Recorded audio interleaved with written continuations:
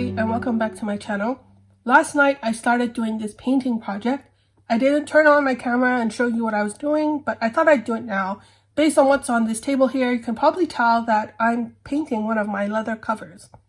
So I'm going to give you a little bit of background and then show you the leather cover, and hopefully I can start painting another coat on the cover as well. First, let's start off with the paint that I'm using for today. It's from the brand Plaid, and it's called their FX Mutant Shift Flexible Acrylic Paint. On the side here, it should show the color, which is Amino Aqua. So you can see kind of a close-up of what the ink looks like in the bottle. It looks like a very aqua color, almost green color, and it's meant to be very metallic, and kind of the color should shift in the light. And I found that was to be the case. Now, the reason I got this paint is because I saw something from Acrylic. They sell leather travelers, notebooks, folios, pen rolls, and things like that. I've shown some of their covers that I've got from them before on my channel. And, you know, they're a very talented company. Last year, I saw that they put out a leather cover with this leather that had been hand-painted in a metallic color. And it turns out to be this exact paint. I didn't realize that until I saw one of the videos a couple of weeks ago, I think, from Diamond, who runs Acrylic, and he showed this leather paint on camera. I'd been eyeing this paint before I saw Diamond's video. It's just that I didn't know that Diamond was using the exact same paint as this. Now, the reason I didn't want to buy it when I first saw it was because it says that it works best for things like EVA foam and thermoplastics, but it doesn't say leather. On the other hand, it also said it was a flexible acrylic paint, which I thought was very good, since leather will bend, especially if I'm using it for a leather cover. I'm going to fold it into two like this. So that's what I thought it might work. Once Simon showed it on his channel, I thought, well, that's exactly what I want. So I bought this. I tried it out last night on some other materials. Like, this is a piece of cardstock. And you can see it's a very greenish aqua color, which sort of matches how the paint looks inside this bottle. Then I tried it on this piece of undyed leather. So this is the original color of the leather. Then I painted it, let's see, on one coat here. You can see it's slightly different than this. More blue, as you can see. And then I painted it with a second coat, and it just made it even more brighter and metallic. Then last of all, I painted it on this leather, which is a dark brown leather. I made a cover for myself in this leather, and you can see now, instead of looking on the more aqua green side, on the white paper, it looks more blue. Now, this color I love more, definitely. I think it's probably something to do with the brown at the bottom. It kind of reflects differently, and the shift part of it, maybe this could have shifted to blue, but it depends on what's underneath it. I'm not an expert on paint in it by any means. But I really liked how this looked. I didn't really do much research beyond these three things. So now that being all being mentioned, let me bring you my cover and what it looks like so far. Oh, why do I have these three out? It's because this is a brand that I used before. This is an actual leather paint. It's the Angelus Acrylic Leather Paint. And I used this before to paint another one of my leather covers, which is this, and it's in a turquoise color. I did mix this a bit with white to get this lighter color, but I don't know how it really turned out any lighter, actually. I just wanted to show you that because after I painted it with this, then I painted it over with this satin acrylic finisher just to give it some protection, the paint. So I hopefully, once I paint my leather cover and finish applying enough coats with this paint, then I'm going to finish it off with this finisher. And here's how it looks like. It's a different paint, but I would say that I've been using this for over a year constantly.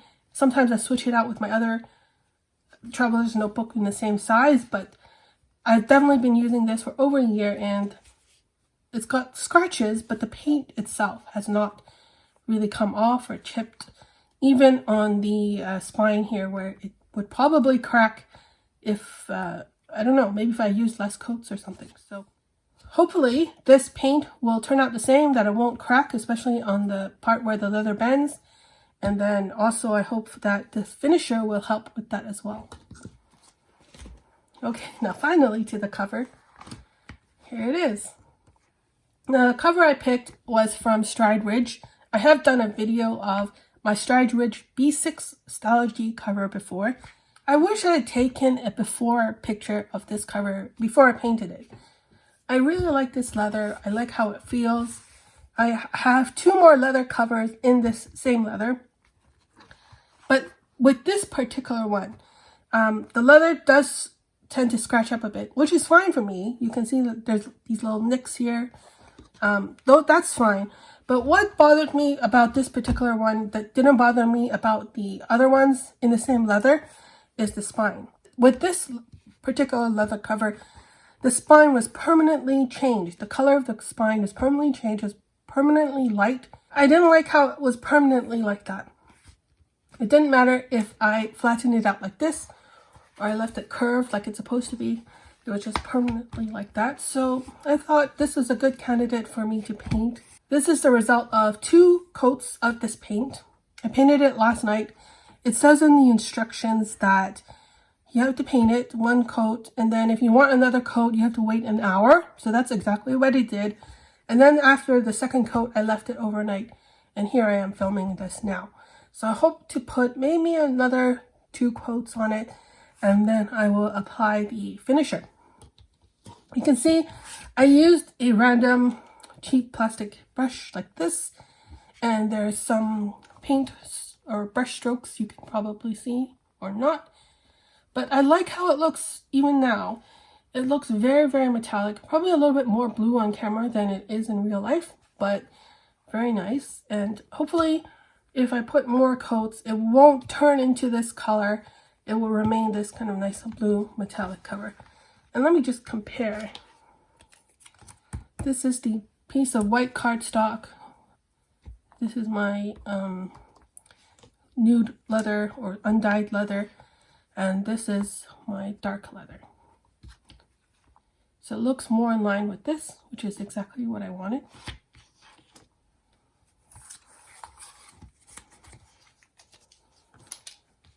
So now maybe what I'll do is I will just paint another layer on top of here. Like I said, I used this cheap brush and I just washed it out after the end of every coat. I may...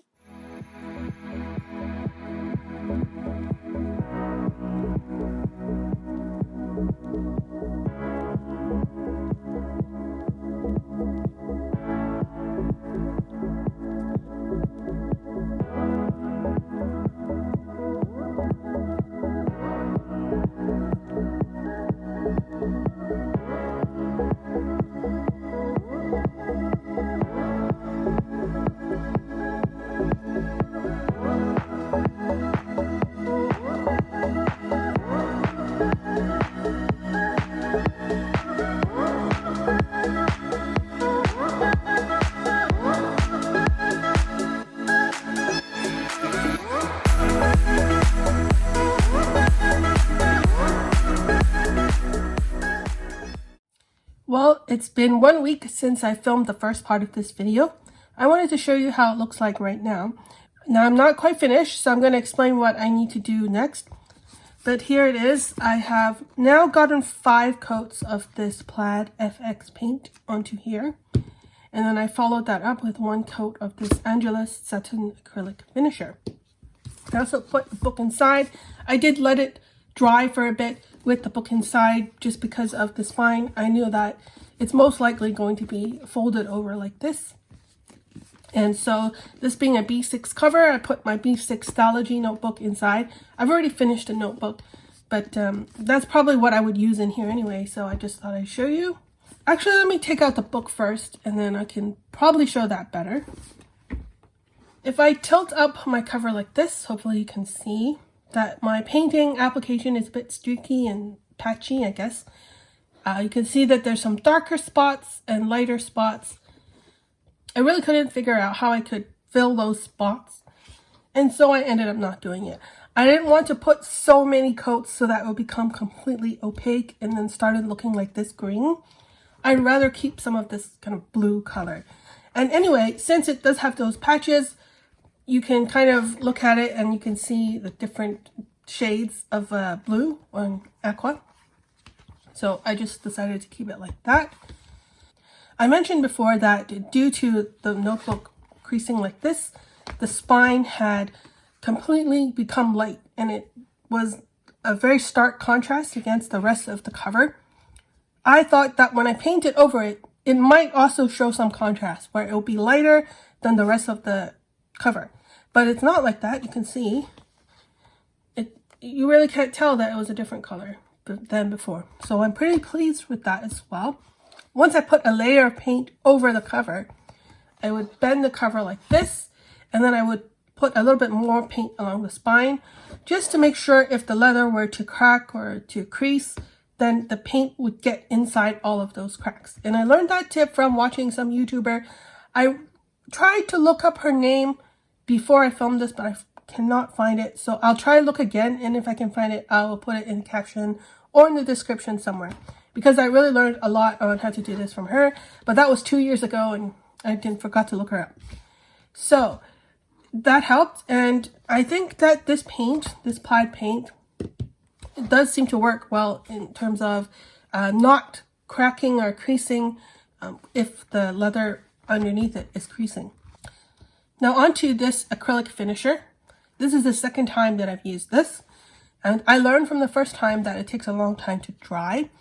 When it's wet or when it's not dry, I can tell that it's not, because it feels very tacky, like it's almost moist. And it didn't actually happen, but I felt at that stage, if I were to take my fingertip with my fingerprint here and press down, it would make a fingerprint. And I never did, but that's what it felt like it would do. And so once it's completely dry, it feels rather smooth. It does not feel the same as the original leather underneath it. It's going to feel a little bit more paint-like, I guess. I don't know how to describe it. And it also doesn't cover up those little scuff marks and imprints that the original leather had. Like, here's a big little just chip off the leather. And then this one, it looks like it was almost cut, and I don't know why that happened. What else do I have to do with this notebook? I have to clean up the edges. You can see I did not, when I painted this, I did not paint the other backside. I just painted the front, and I left this the same. And you can see at the top here, there is some parts where the paint has gone over the edge like this.